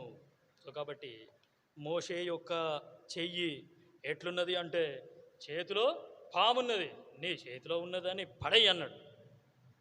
పడయంగానే అది పాము అయిపోయింది అనమాట. సో ఈరోజు మనం యవనస్తులం కానీ పెద్దోళ్ళం కానీ మనందరి చేతిలో ఏముందంటే పాము ఉందన్నమాట. నేను చూపిస్తుంది ఇక పాముని, నా దగ్గర ఉన్నది. చిన్న పిల్లలు కూడా దీన్ని నొక్కుంటా కూర్చుంటారు. ఏం నొక్కుతారా ఏమో, అదే చూసుకుంటా కూర్చుంటారు. తల్లిదండ్రులు కూడా గట్లనే అలవాటు చేశారు కదా. పోను పోను పోను పోను పోను ఏసరా కూడా గదే అంటున్నాడు. పోకు పోకు అంటే పోను పోను అంటున్నావు నువ్వు.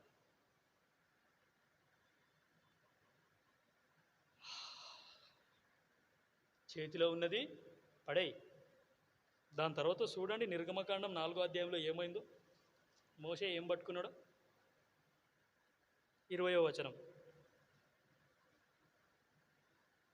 మోషే తన భార్యను తన కుమారులను తీసుకొని గాడిద మీద నెక్కించుకొని ఐగుప్తుకు తిరిగి వెళ్ళెను. మోషే దేవుని కర్రను చేత పట్టుకొని పోయినాడంట. దేవుని కర్ర. సో కాబట్టి ఆ దివిటికి కూడా కట్టనే ఉంటుంది కదా. సో దివిటి అనేది, సో దేవుని కర్రను చేత పట్టుకొని మోషే పోయినాడు. నీ సొంత కర్ర పడై, నీ సొంత చిత్తాన్ని, నీ సొంత ఆలోచనని, నీ సొంత తలంపులని, నీ సొంత కోరికలని, నీ సొంత ప్రణాళికలన్నిటినీ దేవుడు ఏం చేస్తున్నాడు అంటే పడై.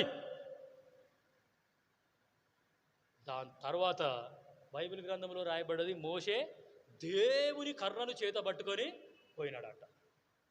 ఆ కర్రతోని ఎన్ని అద్భుతాలు చేసిండో.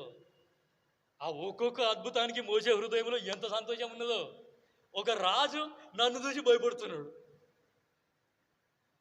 బైబిల్లో కర్ర అనేది చాలా ప్రాముఖ్యం. దావీదు కూడా గొలియాతు దగ్గరికి పోయిండు కదా. నువ్వేమరా కట్టె పట్టుకొని వచ్చినావు, నేనేమన్నా కుక్క అనుకున్నావు అన్నాడు వాడు. గానికి ఏం తెలుసు అది దేవుడిచ్చిన కర్ర అని. అరే నేనేమన్నా కుక్కని అనుకున్నావురా, నన్ను ఒడినికే కట్టె తీసుకొని వచ్చినావు. నేనేమో గింత పెద్దగా ఉందా, డాలు పట్టుకున్నా, గత్తి పట్టుకున్నా, ఈడ పట్టుకున్నా, ఒంటి నిండా ప్రొటెక్షన్, ఏమి నన్ను నేను భద్రపరచుకునేవి అన్నీ ఉన్నాయి. నువ్వు గడ్డ పట్టుకొని వచ్చినావు రా, కుక్కని తరిమిన తరుపుతావు అనుకున్నావురా, దరుపు చూతాం. దావీదు కర్రను మర్చిపోలేడు కదా. ఎందుకు మర్చిపోలేడు?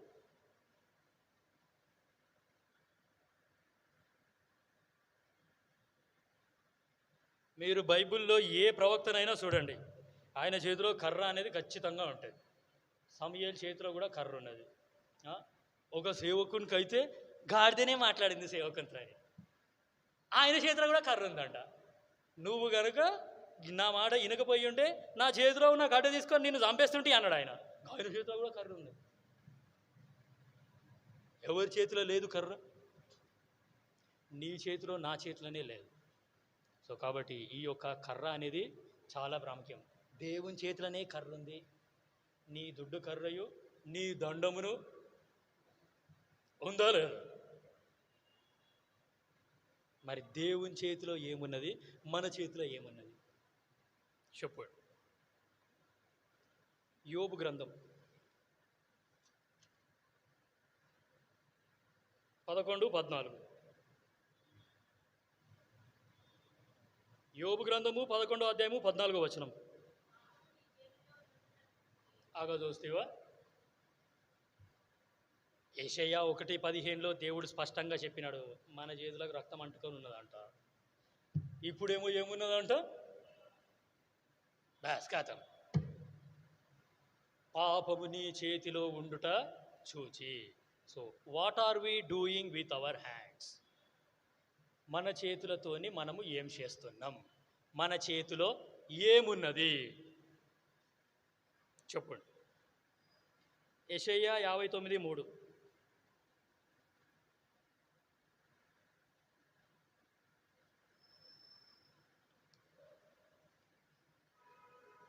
యెషయా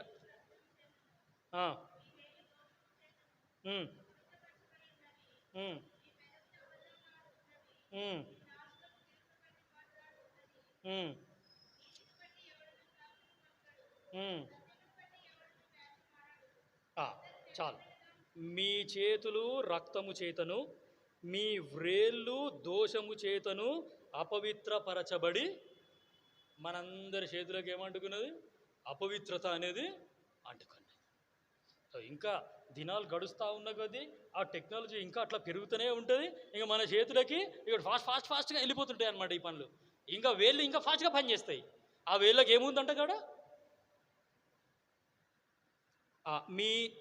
మీ చేతులు రక్తం చేతను, మీ వేళ్ళు దోషము చేతను అపవిత్రపరచబడి ఉన్నవి. So what are we doing?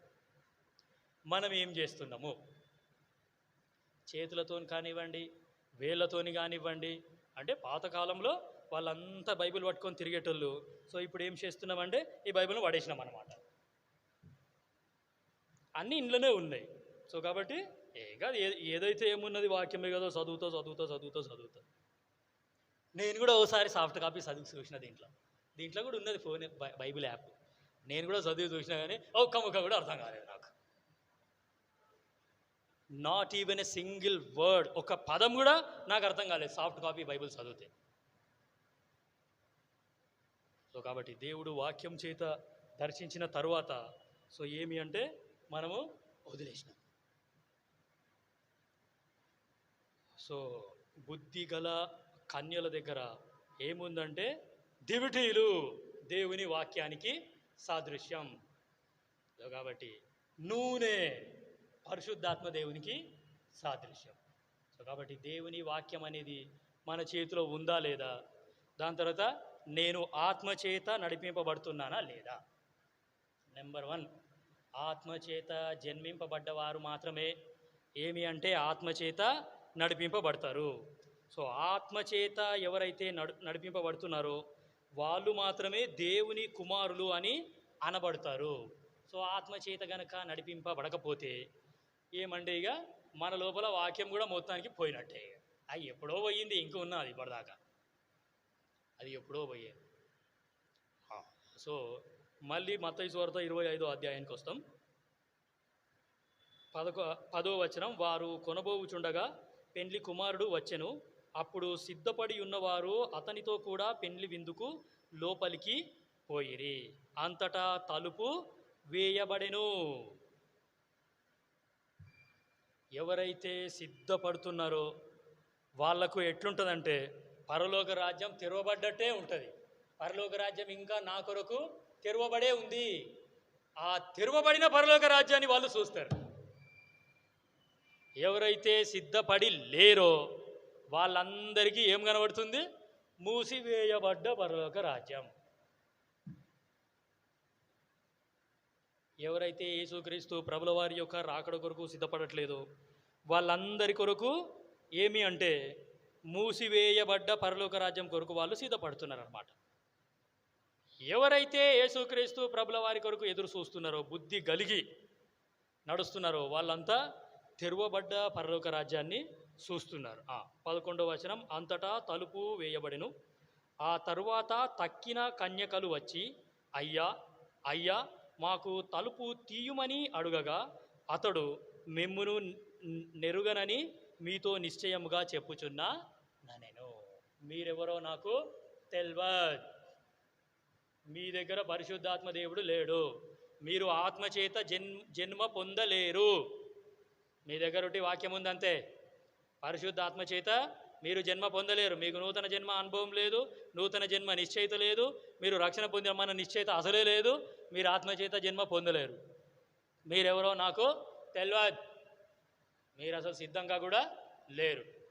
యేసుక్రీస్తు ప్రభుల వారు ఇలాంటి మాట మరి అనకన్నా ముందే మనకు మంచిగా తరుణం ఇస్తున్నాడు. ఇంకా సో నేను ఎక్కడికి పోయినాను, ఎక్కడ తప్పిపోయినాను, ఎక్కడ పడిపోయినాను, ఎక్కడ జారిపోయినాను, నా బతుకు ఏమైపోతుంది అసలు? నిజం చెప్పాలంటే సామెతలు 14:1 మంచి మాట ఉన్నది. జ్ఞానవంతురాలు తన ఇల్లును కట్టుకుంటుందంట. మూడు రాలు తన చేతులతో తన ఇల్లును ఊడబిక్కుంటుందంట. నీ ఇల్లు నీ చేతిలో ఉంది, నీ సంసారం నీ చేతిలో ఉంది, నీ భవిష్యత్తు నీ చేతిలో ఉంది. ఒక వ్యక్తి కనుక బాగా తాగుతున్నాడు అనుకో, తాగి తాగి తాగి తాగి తాగి తాగి ఇప్పటికే లోపల అవయవాలన్నీ పాడైపోయినాయి, కార్యాలన్నీ పాడైపోయినాయి. తాగి తాగి తాగి తాగి చేతులారా నీ జీవితాన్ని నువ్వే నాశనం చేసుకుంటున్నావు. ఏం రా, నీ చేతిలో ఏముంది? నీ జీవితం ఉంది. ఆ జీవితం ఈ పుస్తకంలో ఉంది. దిస్ ఈజ్ నథింగ్ బట్ దివిటీ. సో కాబట్టి వాక్యం అవసరం లేదు అన్నారు, వాక్యం మొత్తం పోయింది. పెళ్లి కుమారుడు వచ్చేసరికి వాళ్ళ లోపల వాక్యం అయినా గనవలేదు. వాళ్ళ లోపల వాక్యం లేకపోతే ఏమంటే అంత కొల్లు, కుతంత్రము, ద్వేషము, పగ అన్నీ గవే ఉంటాయి. గటువంటి హృదయం కాదు యేసుప్రభుకు కావాల్సింది. అటువంటి హృదయం యేసుప్రభుకు అసలు అవసరమే లేదు. ఎవరి హృదయంలో అయితే వాక్యం ఉంటుందో, ఎవరైతే ఆత్మచేత నడిపింపబడుతున్నారో, సో అలాంటి వాళ్ళు మాత్రమే యేసుక్రీస్తు ప్రభుల వారికి కావాలి. సో అలాంటి వాళ్ళ కొరకే యేసుప్రభు కూడా ఎదురు చూస్తున్నాడు అనమాట. సో మరి మనం ఆ కోవాలో ఉన్నామా లేదా? So what kind of believers we are, మనం ఎటువంటి విశ్వాసులము అనే సంగతి మనం పరీక్షించుకుంటాం. ఈ యొక్క వాక్యాన్ని దేవుడు దీవించునుగా. ప్రార్థనతో కూడిక ముగిస్తాం.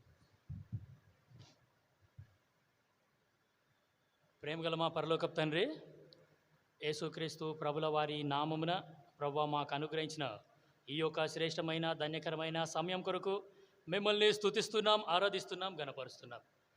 పరలోకపు తండ్రి, మరి మీ యొక్క వాక్యం ఎంతో స్పష్టంగా ఉన్నది. We should not have soft copy of Bible, we should have a hard copy of Bible. ప్రభువా, ఈ యొక్క పరిశుద్ధ గ్రంథాన్ని ఒక ప్రతిని నీ కొరకు ఉంచుకో, నీ చేతిలో అది ఉండాలి, అది అతని యొద్ద ఉండవలెను, తాను బ్రతుకు దినములన్నీ దాన్ని చదువుచుండవలెను. పరలోకపు తండ్రి, వాక్యాన్ని మాకు చదవడానికి ఇచ్చినందుకు, మా సొంత భాషలో మాకు ఇచ్చినందుకు స్తోత్రములు. పరలోకపు తండ్రి, మరి బుద్ధి గల కన్యలలాగా మీరిచ్చిన హెచ్చరికల కొరకు స్తోత్రములు. ప్రభువా, మీరు మాకు అనుగ్రహించిన ఈ యొక్క శ్రేష్టమైన సమయం కొరకు స్తుతిస్తున్నాం. ప్రభువా, మరి బుద్ధి లేని కన్యకలు, వాళ్ళ లోపల వాక్యం పూర్తిగా తగ్గిపోయింది. ప్రభువా, మరి వాళ్ళ లోపల వెలిగింపు అనేది లేదు, వాళ్ళ లోపల వెలిగింపు పోయింది. ఆ యొక్క వెలిగింపు ఉన్నదన్న సంగతి కూడా వాళ్ళు మర్చిపోయినారు. ప్రభువా, మేము అలా కాకుండా తండ్రి, మరి మాకు వెలిగింపు అనుగ్రహించినందుకు మిమ్మల్ని స్తుతిస్తున్నాం. ప్రభువా, మరి మాలో ఉన్న వాక్యం వెలుగుతూ ఉండడానికి పరిశుద్ధాత్మ దేవుని మాకు ఇచ్చినందుకు కూడా స్తోత్రం. అన్నీ మీరు ఉచితంగానే ఇచ్చినారు, మేము చేసింది ఏమీ లేదు. పరలోకపు తండ్రి, వాక్యాన్ని ఉచితంగా ఇచ్చినారు, రక్షణ ఉచితంగా ఇచ్చినారు, సంఘాన్ని ఉచితంగా ఇచ్చినారు, వాక్యం ఉచితంగా నేర్పిస్తున్నారు, పరిశుద్ధాత్మ దేవుని ఉచితంగా ఇచ్చినారు, పరలోక రాజ్యాన్ని ఉచితంగా ఇచ్చినారు. ప్రభువా, సమస్తము కూడా మేము బ్రతుకుతున్న ఈ బ్రతుకు మీదే, మీరు మాకు ఉచితంగా ఇచ్చినారు. ప్రభువా, స్తోత్రములు తండ్రి. మరి మాలో ఉన్న వాక్యం తగ్గిపోకుండా సహాయం చేస్తురండి. ఈ యొక్క వాక్యం నిత్యము వెలుగుతూ ఉండేలాగా మీ ఆత్మకార్యం మా మధ్యలో, మా హృదయాలలో జరిగించవలసిందిగా కోరుతూ వస్తున్నాం.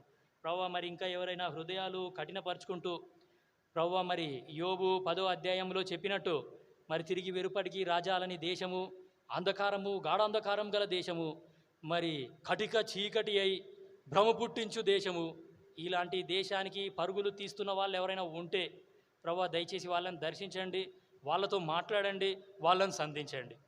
పరలోకపు తండ్రి మరి హృదయం కఠినం చేసుకోకుండా సమయం ఇంకా ఉండగానే ప్రభువా మరి వాళ్ళు పశ్చాత్తాప పడేలాగున సహాయం చేస్తూ రావాల్సిందిగా కోరుతూ వస్తున్నాం. ఎంతో అద్భుతమైన సమయాన్ని మాకు అనుగ్రహించినందుకు స్తుతిస్తున్నాం. వచ్చిన మీ ప్రియులందరినీ బట్టి కూడా స్తోత్రములు. వ్యక్తిగతంగా కుటుంబంగా వాళ్ళ అక్కర్లన్నీ తీర్చండి. అనారోగ్యంగా ఉన్న వాళ్ళని ముట్టి స్వస్థపరచండి పరలోకపు తండ్రి. అలాగే ఉద్యోగాల కొరకు ఎదురు చూస్తున్న వారికి ఉద్యోగాలు అనుగ్రహించండి. మంచి భవిష్యత్తు కొరకు ఎదురు చూస్తున్న వారికి మంచి భవిష్యత్తు అనుగ్రహించవలసిందిగా కోరుతూ వస్తున్నాం పరలోకపు తండ్రి. మరి లైఫ్ సెటిల్మెంట్ కొరకు ఎదురు చూస్తున్న వారు, వివాహాల కొరకు ఎదురు చూస్తున్న వారిని జ్ఞాపకం చేసుకోండి. స్థానికంగా ఇక్కడ సేవ చేస్తున్న మరి కాపరిని బట్టి ఆయన కుటుంబాన్ని బట్టి కూడా స్తోత్రములు ప్రభువా. మరి వాళ్ళు చేస్తున్న సేవా పరిచర్యను కూడా దీవించండి, ఆశీర్వదించండి.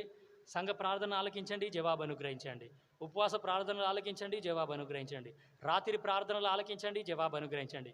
వ్యక్తిగతంగా ఒక్కొక్కరి యొక్క ప్రార్థన, కుటుంబ ప్రార్థన ఆలకించి జవాబు అనుగ్రహించవలసిందిగా కోరుతూ వస్తున్నాం ప్రభువా. మరి మీ మహిమైశ్వర్యం చొప్పున ప్రతి ఒక్కరి అక్కర ప్రభువా, ఆత్మీయ అక్కర, శారీరక అక్కర కూడా తీర్చవలసిందిగా కోరుతూ వస్తున్నాం. మరి వార కూడికలన్నింటినీ దీవెనకరంగా ఆశీర్వాదకరంగా చేయవలసిందిగా కోరుతూ వస్తున్నాం ప్రభువా. మరి మీ ప్రజల మధ్యలో అనుగ్రహించిన సహవాసం కొరకు నేను కూడా వ్యక్తిగతంగా హృదయపూర్వకంగా మీకు కృతజ్ఞతాస్తుతులు తెలియజేస్తూ వస్తున్నాను ప్రభువా. ఈ యొక్క వాక్యాన్ని సాతానుడు ఎత్తుకుపోకుండా దయచేసి సహాయం చేస్తూ రావాల్సిందిగా కోరుతూ వస్తున్నాం పరలోకపు తండ్రి. యొక్క వాక్యం యొక్క ఫలాన్ని మేము పొందేలాగున సహాయం చేస్తూ రావాల్సిందిగా కోరుతూ వస్తున్నాం. మీ దాసుడు కూడా పరిచర్య కొరకు బయటికి వెళ్ళినాడు, ఆయనను క్షేమంగా తీసుకొని వెళ్ళినారని నమ్మి స్తుతిస్తూ ఉన్నాం. అక్కడ కూడా మీ మహిమ నిమిత్తమై వాడుకుంటున్నారని, మరలా మా మధ్యలోకి క్షేమంగా తీసుకొని వస్తారని నమ్మి స్తుతిస్తూ ప్రభువా. మరి ఇంకా మా కొరకు ఎవరైతే ప్రార్థన చేస్తున్నారో వాళ్ళందరినీ బట్టి కూడా స్తుతించి ఆరాధించి గణపరుస్తూ యేసుక్రీస్తు ప్రభుల వారి నామమున స్తుతించి ప్రార్థించి అడిగి వేడుకొంచున్నాము తండ్రి, ఆమేన్. మన తండ్రి అయిన దేవుని ప్రేమ, యేసుక్రీస్తు ప్రభుల వారి యొక్క కృప, పరిశుద్ధాత్మ యొక్క సహవాసము ఇప్పుడు ఎల్లప్పుడూ సదాకాలము మనతో ఉండును గాక, ఆమేన్. అందరికీ ప్రైజ్ ది లార్డ్.